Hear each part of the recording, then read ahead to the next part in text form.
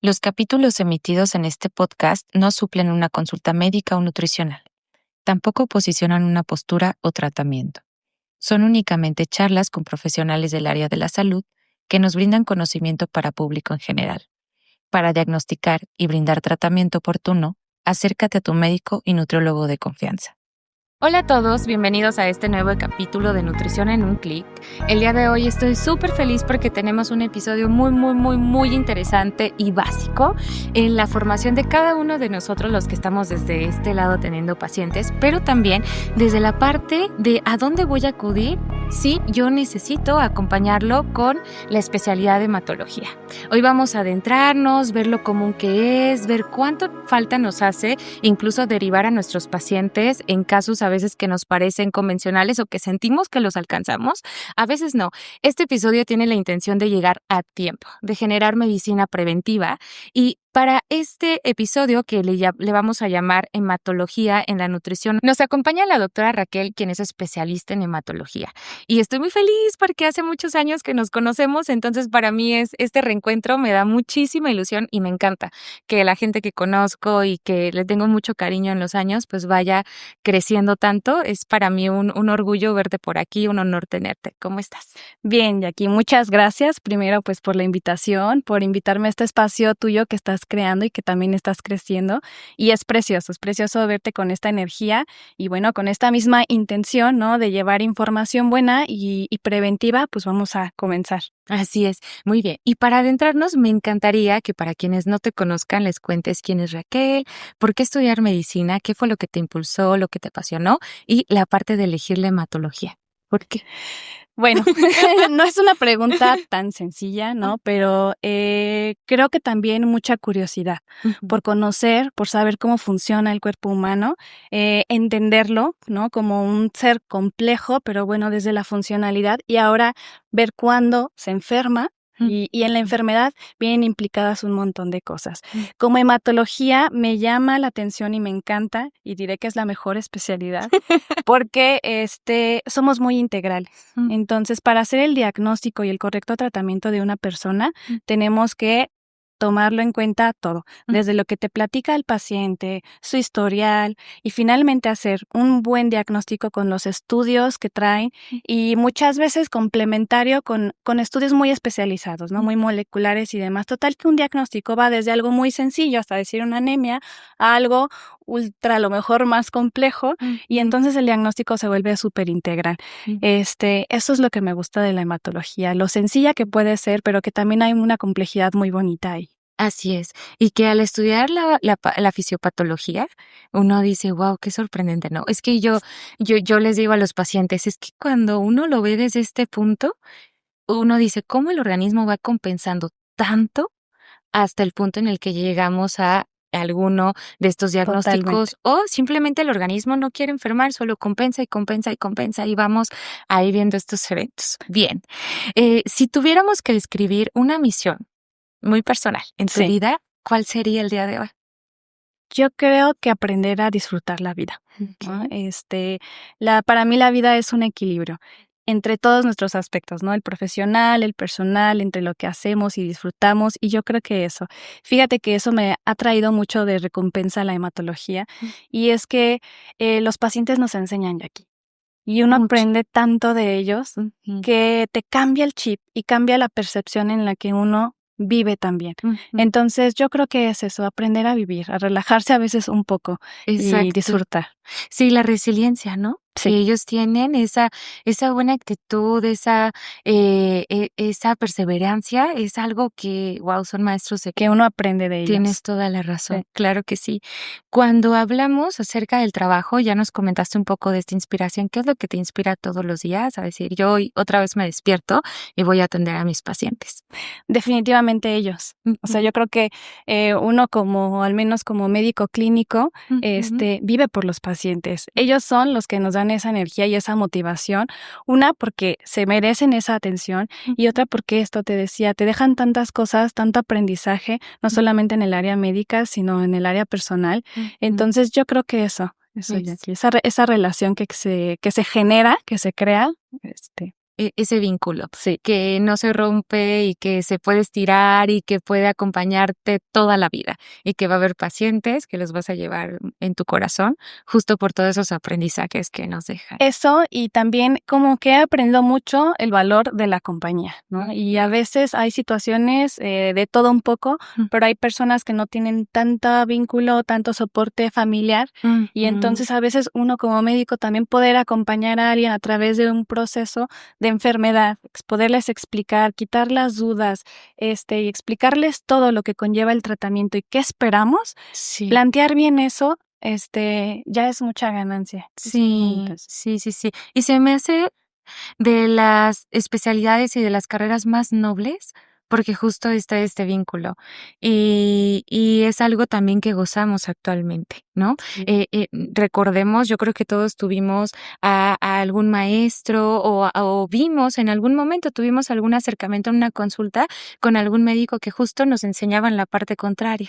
No hay que vincularnos tanto, hay que desprendernos, hay que generar esta barrera, no hay que sobrepasarla, pero hoy nos damos cuenta que al final somos seres Somos humanos. biopsicosociales, exactamente. Entonces, por supuesto que no podemos poner la barrera con este otro que tengo enfrente y que su mundo emocional también es muy fuerte y es importante y tal vez está viviendo duelos en ese proceso de la enfermedad. Sí. Muy bien.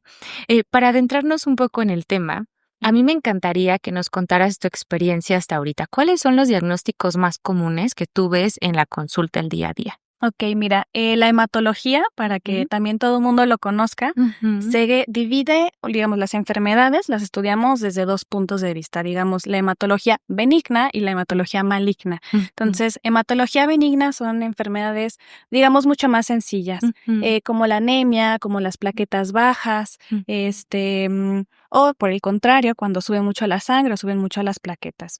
Y la hematología maligna vienen siendo todos estos cánceres que también vemos, como los que vienen de la médula ósea principalmente, leucemias, linfomas y mielomas, que son los principales cánceres que vemos. Entonces, por mucho, la consulta más frecuente son las anemias. Okay. Pareciera un tema muy sencillo, pero vamos a ver que no, que requiere de un buen diagnóstico, de un buen abordaje y luego de un buen tratamiento. Por supuesto, porque luego ahí nos cruzamos con pacientes que dicen, no, es que yo tengo anemia 3, 4, 5, 6 años. No, 10 nunca me años la han con anemia. controlado. Y uno dice, no, esto no es normal. El diagnóstico y el tratamiento preciso no existen porque entonces ya habríamos tenido remisión en este aspecto, ¿no? Y ahí es cuando llegamos un poco tarde. Y hablando de esto, ¿en qué momento alguien debería decir, ok, yo necesito mi consulta con el hematólogo? ¿Cuáles son signos o síntomas que no deberíamos dejar pasar en nuestro día a día convencional? Mira, definitivamente, por lo más común que es la anemia, es la fatiga. Y es una fatiga crónica. Y es el primer síntoma que da una anemia, ¿no? Sí. Mucho cansancio. Y me ha tocado personas que simplemente dicen, es que yo no me concentro mucho en las clases, ¿no? Yo tengo sueño todo el tiempo, yo me canso, yo no puedo hacer otra actividad aparte de mi trabajo. Y es esa fatiga constante, que a veces con solo hacer un estudio de biometría hemática podemos detectar, bueno, ahí está la causa de tanta fatiga. Otro síntoma que hay que siempre, que nunca es normal, son los sangrados y los moretones fácilmente, ¿no? Entonces, hay veces que son pequeños sangrados que no ponen en riesgo la vida y la gente va dejándolos pasar. Pero eso puede tener de fondo un problema de la sangre. Claro. Y la otra cosa muy importante serían los ganglios. Cuando los ganglios, nuestro sistema de ganglios, nuestro sistema linfático, siempre les explico como que van las arterias, van las venas y todos tenemos un poco en mente este esquema de arterias y venas en todo el cuerpo. Sí. Bueno, pues de la misma manera y en el mismo sentido van ganglios, ¿no? Es un sistema también linfático donde también se enferma. Entonces, cuando estos ganglios se inflaman y no duelen y crecen con el tiempo, ahí puede ser un problema de linfoma. Ese es el detalle, no duele. No duelen, exactamente. Y a veces es por hallazgo, o sea, vas al Sí. médico, realizan exploración y se dan cuenta, ay, mira, aquí hay un bultito, hay algo que hay que checar, vamos a enviarlo directamente a hematología, ¿no? Sí. Y específicamente yo creo que esto también tiene que ir, sí relacionado a nosotros como adultos, pero también a los niños. ¿Cuántas veces a nuestros pequeñitos los hemos dejado de ver o les hemos preguntado si realmente se exploran sus axilitas, aparte de las ingles, etcétera, para identificar un un ganglio, ¿no? Y también los adultos pecamos mucho, y esto yo se los repito mucho en los capítulos de dejar pasar, Sí. omitir la información que me está dando mi cuerpo. Entonces, sí, estoy bien cansado porque realizo un montón de actividades en el día, sí, es normal, no rindo. Bueno, es que sí soy mamá, soy papá, la verdad es que sí, esto me agota, sí, pero hay una diferencia sutil. Entonces, a veces una de las recomendaciones que tenemos es por lo menos hacernos un chequeo al año general. Cala. Nuestra biometría, que aquí ya Raquel nos dirá, pero normalmente una de las recomendaciones mundiales es hacernos nuestros chequeos anuales y con esto identificamos a tiempo un factor de riesgo que puede existir, ¿no? Sí, sí, sí. Entonces, o nos acostumbramos, porque también tengo pacientes que dicen, ay, no, yo me hago moretones bien fácil, mira, Toda nada la más vida. me rozo así, ya, no pasa nada, yo ya me conozco. Tal vez no, tal vez hay que ponerle atención a este aspecto. Sí, sí, Mm. totalmente. Muy bien. Y cuando nosotros hablamos acerca de mitos relacionados a la salud, principalmente Sí. cuando tenemos diagnósticos de cáncer, es bien común que lo relacionemos a todo, a que un alimento me puede hacer daño, a que un suplemento me puede ocasionar un cuadro peor de diagnóstico. ¿Cómo ves esta parte de mitos en la consulta? ¿Qué tal? Bien, Jackie, muchas gracias por preguntar y por abrir este tema. Creo que era de los temas principales que me gustaría platicar aquí contigo porque hay muchísimo miedo para empezar y de aquí vienen los mitos y las ideas que pues pueden ser erróneas y por el contrario terminar perjudicando la salud de alguien. Yo creo que desde el punto de vista hematológico, oncológico y la nutrición, podemos pensar en un paciente desde antes, durante y después de un tratamiento oncológico. Y hay mitos en todos estos puntos. Entonces, por ejemplo, una persona cuando recibe el diagnóstico de un cáncer, cualquiera que sea, un montón. Como jugoterapia, ¿no? Sí. Está esta famosa creencia de que quitar la alimentación o que una especie de jugos va a poder lograr curar contra un cáncer, ¿no? Y entonces a la vez se empieza a suprimir alimentaciones como proteínas, como carbohidratos, ¿no? Otro mito súper importante también es que creen que el azúcar alimenta a las células cancerígenas. Entonces, hay quien realmente se restringe y deja de comer todo tipo de azúcar, cuando las células buenas también necesitan azúcar. Entonces no es que qué fácil sería si nosotros supiéramos que el cáncer se alimenta de azúcar y entonces, pues mira, le quitamos el azúcar a todos los pacientes. Y ya está. Y ¿no? ¿Para la cura definitiva. ¿Para qué existe la quimioterapia, no? Exacto. Entonces, no, las células buenas y malas se alimentan de la misma azúcar que se llama glucosa y no podemos quitarle el azúcar tampoco a las células buenas. Exactamente. Y luego pasa un periodo de tratamiento donde también surgen muchos mitos. Yo creo que el principal mito que me ha tocado ver aquí ha sido el de las carnes rojas, ¿no? O no comer como muchos grasa porque creen que va a interferir con la quimioterapia. No hay ningún estudio, no hay ninguna quimio que interfiera con la alimentación. Entonces son puntos distintos y al contrario el enfoque y la idea es siempre que un paciente esté en un tratamiento oncológico se mantenga lo más nutrido posible y esto implica comer variado, ¿no? Y comer de todos los grupos alimenticios. No podemos generar ningún tipo de restricción. Sí, eso me parece muy importante. A veces en consulta nos llegan pacientes con diagnóstico y con una hojita de recomendación, donde a veces vemos dietas como de una clasificación cetogénica indicada que porque sí, justo la parte del carbohidrato hay que retirarla. Otra donde incluso vemos para cambios de pH, que bueno, no tiene tampoco un fundamento científico, Sí. pero donde tienen que incluso tomar dióxido de cloro y no sé qué tantas cosas para hacer el cambio. Sí. Aguas alcalinas, porque el agua natural tampoco hay que tomarla por nada del mundo, porque eso es lo peor que podríamos hacer. Sí. Otras cosas también importantes que me han llamado muchísimo la atención es también incluso duchas que podrían asociarse como duchas vaginales para cambiar pH, aunque ni siquiera el cáncer estaría localizado en útero. Cosas extrañas que de verdad todo el tiempo estamos observando. Incluso retiros de cítricos, que porque es lo peor también que podemos utilizar con la quimioterapia. Tantos mitos que se acompañan o nos vamos al extremo, el evitar inmunosuprimir un poquito, que si yo voy a alimentarme debajo de mis requerimientos es mucho mejor, porque así quito toda la energía en exceso y entonces ya no voy a alimentar al cáncer. Mitos que carecen de un fundamento. Sí. Y a mí me da tristeza el observarlo en consulta, porque incluso esos tratamientos que lo indica el vecino del amigo, el compadre, aunque quizá lleve la intención bondadosa de decir yo quiero que tú estés bien o me preocupo por ti, el dar una recomendación así deliberada nos marca un antes y un después en el tratamiento. Sí. Bueno, y aquí ese punto que dices también es súper importante, porque ahora vienen los mitos después del tratamiento. ¿Qué pasa con una persona que ya vivió un proceso de tratamiento tipo quimioterapia, que normalmente a veces son esquemas de 6 u 8 meses de tratamiento? Después, si hicieron algún tipo de restricción, si ya llevaron todo este tiempo con mucho miedo, luego viene el miedo para volver a comer, volver a retomar los hábitos, ¿no? Entonces siempre les digo, ahora toca la etapa de vigilancia, y la etapa de vigilancia se trata mucho de retomar la vida, ¿no? De retomar los hábitos, de retomar justamente la alimentación. Sí. Y entonces aquí viene otra parte de mucho miedo y de mitos también, ¿no? Entonces, he visto pacientes que tienen 2 o 3 años y no he comido un pan, ¿no? Y es como, ¿por qué no has comido el pan tan delicioso? Porque voy a alimentar al cáncer, ¿no? Entonces, siguen persistiendo estos miedos y estos mitos. Se sigue creyendo mucho en que dejar de o empezar a suplementarse, ¿no? Y entonces, bueno, creo que no se trata de eso, creo que ya es una etapa más tranquila y justamente de retomar, pero buenos hábitos de alimentación. Sí. Yo creo que no hay un superalimento, no se trata de algo mágico, simplemente todo, como ya decíamos, equilibrado y variado y tener un sistema inmunológico fuerte para poder combatirlo. Exactamente.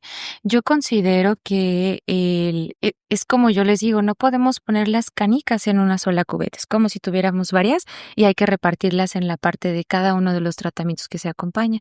La parte de la quimioterapia en caso de que se requiera, el tratamiento nutricional, la parte, por ejemplo, también de la parte de la actividad, qué tan activos físicamente somos o no. Entonces, las canicas van repartidas en todas estas cubetitas para que podamos lograr el pilar de la salud, porque si nosotros nos vamos, de hecho, desde el concepto de salud, no solamente nos hace referencia a que no exista alguna alteración física, también es mental y también es social y también todo esto nos implica.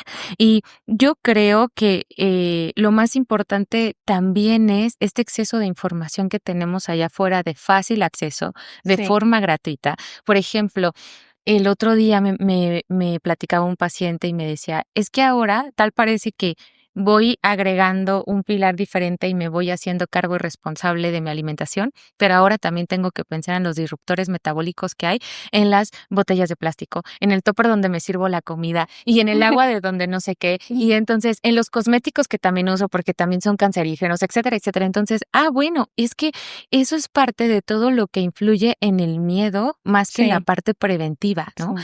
Puede ser un disruptor metabólico, sí, pero ¿a qué nivel? ¿En qué dosis? ¿A qué exposición debo estar? Y ahora, por ejemplo, ya también les podemos dejar aquí un artículo donde nos avisa la parte de desmentir que el maquillaje puede llegarnos a provocar este tipo de cambios o alteraciones, ¿no? Entonces, creo que lo esencial es mejor acercarte con tu hematóloga, con el médico que esté llevando tu proceso y decir, okey, aquí yo tengo esta duda, esto leí, esto no leí, y mejor cerrar un poco los canales de información de donde lo recibimos y quedarnos en lo que es realmente importante. Si nos centráramos en eso, Raquel, ¿qué información o qué recomendación le darías a aquella persona que tiene esta confusión en la información? Esto que le llamamos la contradicción de las redes en la información que recibimos. Sí, mira, yo creo que hay muchas ganas de fondo y eso decíamos, ¿no? El fondo de esto es que la gente quiere estar bien, ¿no? Pero la información que obtiene no siempre es la mejor. Entonces yo creo que hay que ser muy juiciosos aquí. Lo primero que tienen que tener claro es que no toda la información que viene tiene redes sociales, sobre todo, es la mejor. Sí, mejor siempre acompañados de su profesional. Esto es una buena dinámica, pero siempre todas las dudas que se tienen, todas siempre anotarlas, porque las dudas van surgiendo conforme uno va viviendo, ¿no? Exacto. No es que uno llegue ya con las dudas y vamos a resolverlas, no. Las vamos resolviendo poco a poco, porque conforme uno empieza a vivir, es que entonces dice, puedo hacer esto y puedo hacer lo otro. Yo creo que eso, ya aquí no hay restricciones en la dieta. Yo creo que dejar en claro que para empezar no hay ningún alimento que tenga el poder de curar un cáncer, ¿no? Ni hierba, ni té, ni nada, ni ningún remedio mágico, no los existen, ¿no? Y además, no sabemos el poder, a veces sí, porque hay muchos remedios naturales que también, muchos tipos de tés que justamente la gente toma con intentos curativos de cáncer. Lo que pasa es que no se está estudiado. Mira, yo no estoy tan en contra de que te tomes un té de lo que tú quieras. Si a ti te gusta, está bien. Pero no sabemos porque no hay estudios que digan qué pasa si un paciente en quimio le damos estos tratamientos. Entonces yo sí les aconsejo, eviten todos este tipos de remedios. Hay que evitarlos al menos en la fase de tratamiento intensivo. Una vez que pasen, bueno, si te quieres tomar el té de lo que tú quieras, adelante. Exacto. Sí, justo no tenemos en estudios científicos la dosis exacta. Entonces la herbolaria carece de eso y por eso es que no podemos nosotros tomarnos la libertad de aceptarle cualquier remedio a cualquier persona. Sí. Por ejemplo, podemos pensarlo para fines todavía como mucho más específicos en una persona que tiene enfermedad renal. Pensemos que su riñoncito ya no filtra de forma adecuada, ya filtra 3 veces menos que una persona normal. Entonces, si yo le doy a alguna plantita que puede tener muchos desechos, ¿qué van a pasar con esos desechos si ya no se filtran al 100%? Se van a quedar. Entonces ya no salen y eso que nos puede generar muchísimo más daño. Pensemos en esto así. Entonces puede ser que sí, esa hierba, esa planta que tu abuela pasó por todas las generaciones y ya sabíamos que era increíble, maravillosa. Bueno, pero realmente no sabemos la dosis. Entonces en la dosis está el veneno, dicen por ahí. Sí, entonces mejor evitarlo y Sí. apegarnos a lo que sí conocemos, a lo que sí está bien estudiado y a grados de evidencia que tenemos dentro de la ciencia. Muy bien.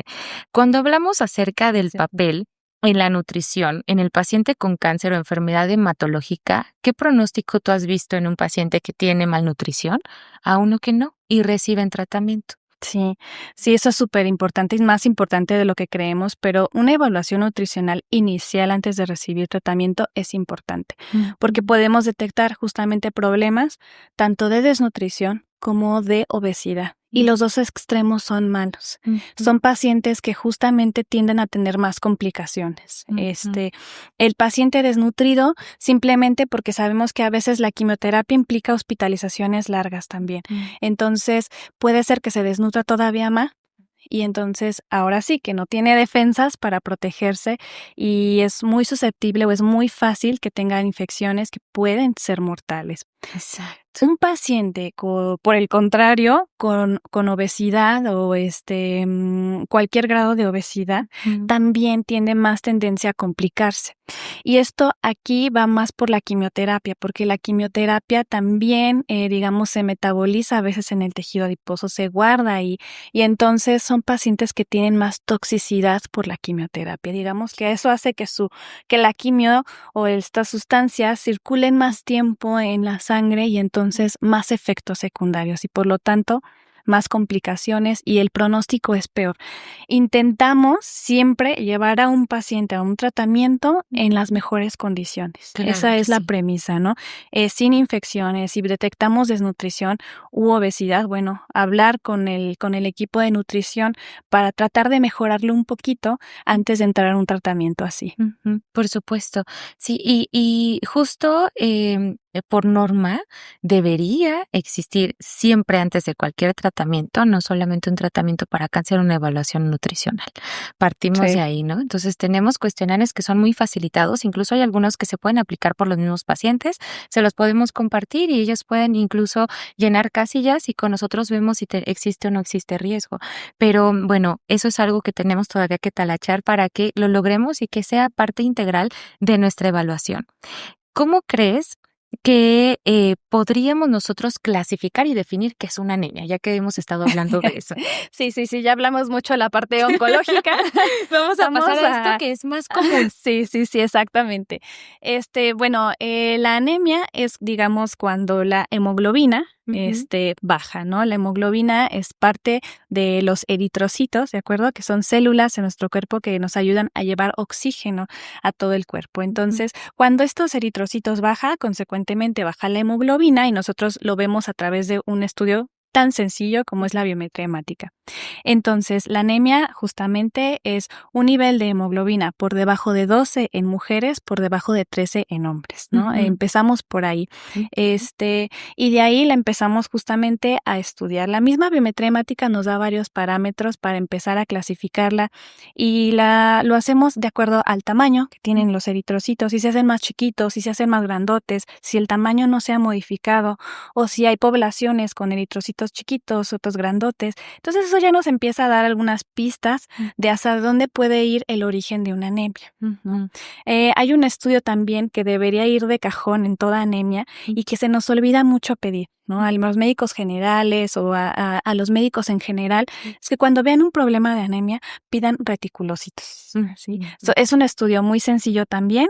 ¿Y qué son los reticulocitos? Es una forma inmadura, es decir, antecede al eritrocito. Entonces, normalmente nuestra médula ósea es la fábrica de la sangre y ahí se encuentran las células inmaduras que una vez que maduran salen a nuestra sangre. Entonces, cuando estos reticulocitos están bajos, nos pueden hablar de que algo en la médula no está bien. Claro, y ahí es donde radica la importancia del trabajo multidisciplinario. Oye, desde tener una conversación tan sencilla de, oye, fíjate que tengo un paciente así, así, así, ¿cómo ves? Sí. Mira, vamos a pedirle este estudio y completamos mejor la parte del pronóstico de la evaluación. Así es. ¿Qué tan frecuente es encontrar deficiencias asociadas a esto de hierro, de vitaminas del complejo B? ¿Cómo lo vemos relacionado a estos pacientes que pueden padecer anemia o pacientes oncológicos? Muchísimo, son las causas principales de anemia. O sea, por mucho, la causa número 1 de la anemia es la anemia por deficiencia de hierro. Al menos aquí en México es la causa número 1. Y la causa real o de fondo de las deficiencias pueden ser varias. Y básicamente es el trabajo del hematólogo, es buscar por qué está esta deficiencia. Puede ser porque no lo comen, ¿no? El hierro es un elemento que viene en proteínas, ¿no? Que viene principalmente en las carnes. Entonces, gente que no consume mucha carne, puede ser tan sencillo como solo no lo estás comiendo y por eso no lo tienes. Y la cosa se complica un poquito más cuando, bueno, sí comen carne y entonces, ¿qué está pasando? Bueno, a lo mejor están perdiendo el hierro y esa es la segunda causa más común. Se pierde por sangrados, ¿no? ¿De dónde vienen los sangrados? Eso sí ya depende si es hombre, si es mujer y el grupo de edad, pero los sangrados pueden ser en mujeres jóvenes, casi siempre son ginecológicos, quiere decir algún sangrado transvaginal, problemas de miomas y bueno, problemas ginecológicos. Hay que ir siempre, aquí es donde nos acompañamos siempre, ¿no? Con un experto en el tema. En hombres o en mujeres ya más grandes, ¿de dónde vienen los sangrados? Casi siempre del sistema gastrointestinal, ¿no? Y a veces infecciones como la infección por Helicobacter pylori, que es una bacteria súper común que el 80-90% de la población mexicana tenemos, pero hay quien sí le da una infección tan fuerte en el estómago que a veces genera tanta inflamación que no se absorbe el hierro. Entonces, eso es básicamente lo que nosotros hacemos, es ir, no solamente es detectar qué tipo de anemia es, si le falta el hierro, es siempre ir a buscar la causa del hierro. Exacto, el factor etiológico, porque si no, no lo vamos a solucionar nunca. Va a ser algo que va a estar ahí, que lo vamos a remitir y vuelve a estar y vuelve en a aparecer la actividad. anemia.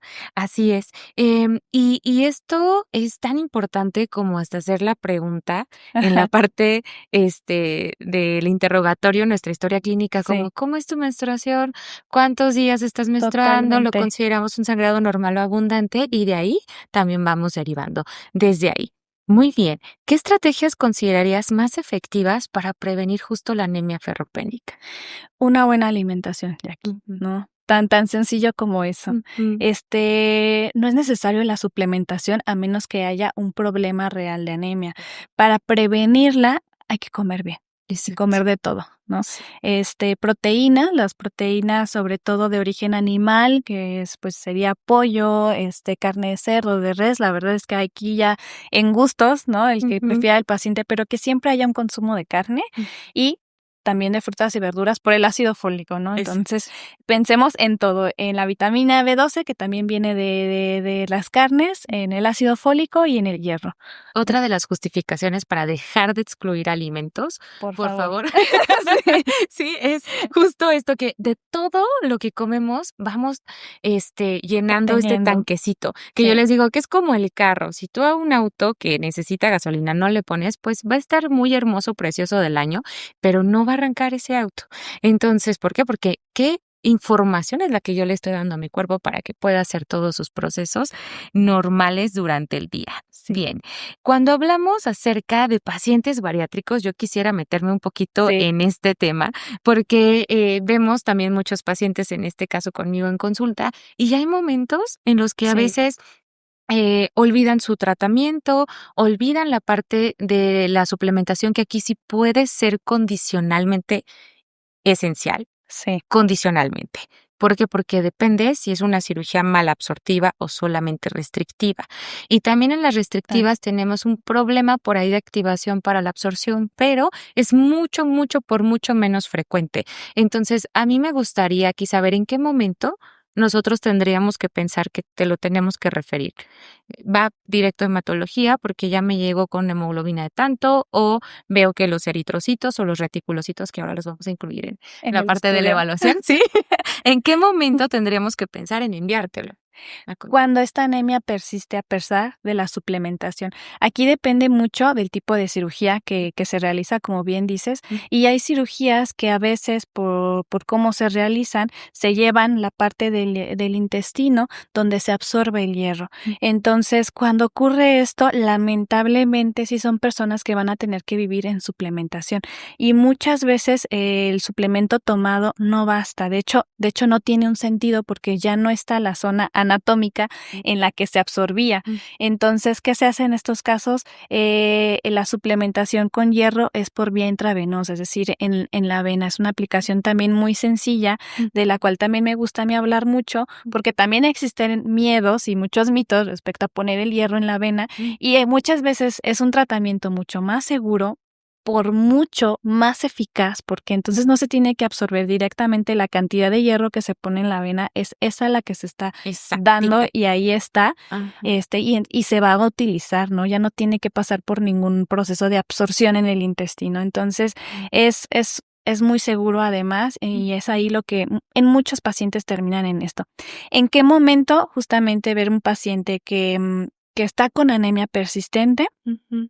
Si identificamos que es por una anemia por deficiencia de hierro y no mejora con la suplementación oral, mándenla con un hematólogo. No puede ser que se beneficie mejor de una suplementación endovenosa, ¿no? Por la vena. Ok, y me gustaría también mencionar cuáles serían los efectos o las complicaciones de tener una anemia crónica, porque creo que también lo minimizamos. Ay, sí, yo siempre salgo en los límites, siempre estoy bajísima. Sí. No, si hay consecuencias que pueden ser vitales para nuestros pacientes, ¿qué consecuencias podríamos tener? Pues sobre todo en la funcionalidad y en la energía que puedan tener, ¿no? Claro, puede ser una anemia muy leve. Fíjate que aquí es donde el cuerpo es súper sabio, y el cuerpo es increíble con nosotros, se adapta, ¿no? Realmente, entonces, hay personas que efectivamente viven con anemias crónicas por años, y el cuerpo ahí está dándolo todo. Entonces, una consecuencia así como totalmente negativa no la hay, pero yo creo que es cambiar el chip, ¿no? De decir, ¿por qué voy a vivir enfermo toda una vida? ¿No? Solo porque mi cuerpo aguanta, ¿no? ¿A qué nos vamos a esperar? Hasta el punto en el que ya no aguante, ¿no? Entonces, es ir a buscar siempre la causa de la anemia, por muy leve que sea, pero hay algo ahí. Esa siempre es una alerta de que no está bien y que puede haber algo de fondo. Entonces, sin esperarse, sin dejar pasar tantos años, una correcta evaluación, un correcto tratamiento, y eso Es que la gente se acostumbra a vivir con poca energía y a vivir así. Entonces, hasta el humor cambia, la actividad cambia y Claro, por supuesto, simplemente aumentamos la calidad de vida. eso. ¿Y para qué estamos forzando a nuestro corazoncito también de que tengo poca disponibilidad de oxígeno y entonces ahí voy a compensar para que todos los tejidos tengan la perfusión sanguínea, ¿no? Entonces, Así es, de eso se así trata, es. de que podamos cambiar ese chip.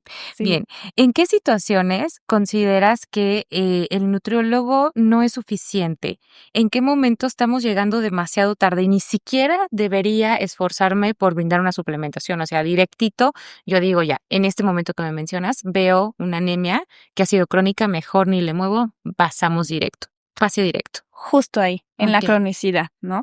Ya tiene muchos años de tratamientos, de suplementos, de como se llamen, y no mejora. Esa es la indicación número 1 para mandar a un paciente con un especialista, en este caso con un hematólogo. Ok. Cuando es una anemia, pues, digamos, aguda, de reciente aparición, bueno, da oportunidad a decir, bueno, vamos a estudiarla y sabemos además que es porque no comen carne, ¿no? Porque Sí. no les gusta, bueno, no pasa nada y se suplementa, ¿no? Ujú. Pero en el punto en el que ya no es suficiente la suplementación, hay que enviarlo. Claro, Sí, ese es el punto sí. clave. Siempre viendo el máximo beneficio para el Eso, paciente. La verdad sí. es que esa es nuestra meta y nuestro cometido. Sí, Muy bien. Que consideres que esta pregunta es muy, muy, muy importante para mí, sí. porque sé que algunas personas acá afuera podemos considerarlo. La suplementación con hierro, Ajá, ácido fólico, ajá. vitamina B12, ¿es obligatoria y necesaria aunque no tengamos riesgo de anemia? No. Ok. No, o sea, así, directo. Ujú. Sí. También ahí hay un gran mito con la suplementación y a veces es como me siento un poquito cansado y solo me compro unas vitaminas, no, Sí. mejor coman bien. Sí, Ese va a sí. ser el mensaje principal Exacto. de este episodio, ¿no? Hay que comer bien y hay que comer de todo. Sí. La suplementación no siempre es efectiva. También podemos ¿cómo se dice? Una sobredosis de Sí, la vitaminas. toxicidad Entonces, existe. no hay que suplementar no solo porque me siento un poquito cansado, me voy a inyectar unas vitaminas y no No. funciona así. Sí, claro, claro, debemos tener tanta precaución. A mí me encantaría Ujú, que tuviéramos regulación en los suplementos. Me fascinaría, porque algo que es de libre venta, que puedo eso. comprar así, a Ujú, diestra y siniestra, me puede generar complicaciones para toda la vida. Por ejemplo, un paciente que quizá no se conozca con enfermedad renal, que pueda tener un estado subóptimo de hidratación y viene y él se inyecta solito las ujú, inyecciones de complejo B, mm, okey, ahí te encargo la parte de la lesión renal que sí. puede aumentar, ¿no? Los efectos secundarios que te puede causar. O sea, a ver, tomar hierro, el hierro también tiene muchísimos efectos secundarios. A ver, menciónalos, Da menciónalos. Los principales son los gastrointestinales, ¿no? Entonces da muchísima irritación. Hay gente a la que le da también mucha distensión abdominal, diarreas. Entonces también la pasan terrible a veces por el hierro y de hecho es justificación para quitar el suplemento oral. Ujú. Entonces, esos serían los principales. Por una parte, Ujú. todos los efectos negativos que te traen y la otra es que te voy a decir que el cuerpo es tan sabio que cuando no los necesita, no los absorbe. Entonces, tú te puedes estar tomando al día 10 cápsulas del suplemento porque te quieres sentir muy bien, pero si tu cuerpo no los necesita, no los va a absorber o va a Exacto. absorber un 1% de eso. Entonces, ¿de qué sirve? De nada, Ujú. de nada. Tiramos nuestro dinero. Lo estamos tirando. Sí, sí, Sí. sí, en lugar de utilizarlo, invertirlo en mucho súper, porque también están bien caros los Sí, suplementos. sí, Sí. también lo son. Entonces, esta cultura de la suplementación constante, de pensar que estamos arriba en mi calidad de vida y mejorando mi salud, es un mito que lo estamos viendo. Solamente cuando hay justificación en suplementación habría que indicarla. Y Totalmente. eso, si tenemos un muy buen cálculo en nuestra alimentación, estamos bien asesorados, es muy complicado que podamos llegar a necesitarlo. Entonces ya sabemos, es un mito. Suplementación necesaria No, no tenemos. no. ¿Se justifica? Sí se justifica. Y solo en esos casos hay que consumirlas. Así Muy es. bien, Raquel. Algo que consideres que te encantaría dejar aquí con la audiencia, algo que consideres que nos está haciendo falta mencionar o que creas que es muy importante dejar allá afuera para generar es justo la prevención en estas enfermedades hematológicas. Sí, pues, lo que comentaba Jackie es que al final todos estos mitos surgen del miedo y a la vez de las ganas de querer estar bien. Entonces, yo creo que lo ideal siempre es consultar con un profesional, saberse acercar correctamente y a un nutriólogo, porque incluso nosotros como hematólogos o profesionistas también de la salud, también sabemos hasta dónde, ¿no? Ujú. Yo solo sé decirles, ¿no? Coman bien, coman de todo, pero bueno, si quieren más información, vayan con una nutrióloga, ¿no? Sí, sí. Siempre enfocarse muy bien con quién tienen que ir y de manera preventiva, tal como lo estás diciendo. Sí, justo eso es lo bonito, el trabajar en equipo multidisciplinario, Sí. porque por supuesto que no vamos a poder acaparar todo, ni por nosotros mismos, mucho menos por el beneficio máximo del paciente, que eso es lo que estamos buscando aquí. Entonces, al final, justo para eso están las especialidades, para poder derivar, tratar a tiempo, poder tener éxito en los tratamientos. Y lo que más a mí me parece valioso de todo esto es que sepamos que hay personas no solamente calificadas, capacitadas, con su especialidad, etcétera, que le ha costado sus buenos años de Así es, especialidad, así es. sí, muchas renuncias también personales, entre Sí, tantas cosas que tenemos alrededor, que son quien tiene que estar al frente del tratamiento. Entonces, esto para mí es lo más importante, el dejar este ruido que tenemos muchas veces y que en los espacios que tenemos aquí, por ejemplo, como este del podcast, pues podamos tomar el espacio y que las personas especialistas sean las que estén dirigiendo qué información sí estamos sacando. Por eso difícilmente nos están escuchando decir, no sé, algún nombre de alguna quimioterapia específicamente o alguna mm, marca de suplemento o algo, porque si lo hacemos, también generamos un poco más de ruido y entonces caemos exactamente en lo mismo, cuando lo que tenemos que hacer es direccionar claro. en orden, Claro, y ¿no? hablamos de manera muy general, pero cada Ujú. persona se ve de manera muy particular. Exactamente, sí, los pronósticos, cada parte de cada enfermedad, pues tiene su propia indicación en cada paciente, En cada porque no es como paciente. el librito que Así es, decimos, bueno, esto sería lo ideal, ¿no? Cada paciente es un mundo nuevo, totalmente, ¿no? Jackie. Sí, Exacto. muy bien. Pues perfecto, Raquel, estoy muy feliz y muy honrada de que estés aquí. Me encantaría volverte a tener para que hablemos específicamente de algún cáncer hematológico y que Estaría bueno. podamos por aquí indagar un poquito más a fondo de justo el diagnóstico preventivo. Los diagnósticos a tiempo hacen mucha diferencia y eso me encantaría que pudiéramos tener por aquí otro momento para platicarlo. Por favor, Mm. cualquier duda que pueda surgir, cualquier pregunta o incluso algún acercamiento con Raquel, ayúdanos a dejar tus redes sociales, dónde te pueden contactar, número de consulta, dónde estás actualmente. Bueno, actualmente tengo un consultorio aquí en Isidro Huarte, aquí mismo en Morelia, entonces puede ser ahí y bueno, mis redes sociales es doctora Raquel Hematología, así me encuentran y bueno, pues también ahí trato de subir información que sea clara y que sea educativa para todos. Así es. Y no olviden en compartir este episodio, por favor, a alguien allá afuera que ustedes sepan que vive con estos síntomas de cansancio, que se hacen sus moretones con facilidad, que vemos estas señales ya de alarma que nos da el cuerpo, envíenselo para que pueda Ujú. atender a tiempo estas deficiencias o enfermedades que puedan relacionarse. Y por favor, sigan las redes sociales del capítulo del podcast Nutrición en un clic. Nos encontramos en todas las redes, TikTok, Instagram, la parte de la producción como es Spotify y YouTube, ahí nos encontramos y nos vemos hasta la próxima. Muchísimas gracias por compartir.